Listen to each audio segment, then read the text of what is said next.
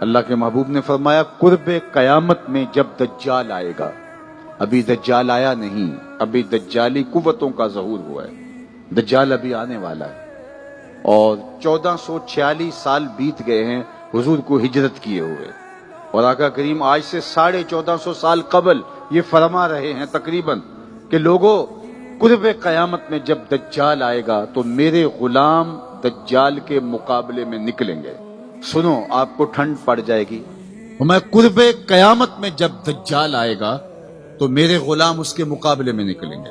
میں اپنے ان غلاموں کو نام بنام جانتا ہوں۔ 1450 سال قبل حضور نے فرمایا، ابھی نہ جانے کتنا وقت ہے دجال کے آنے میں، تو کہا ان اپنے تمام غلاموں کو میں نام بنام جانتا ہوں۔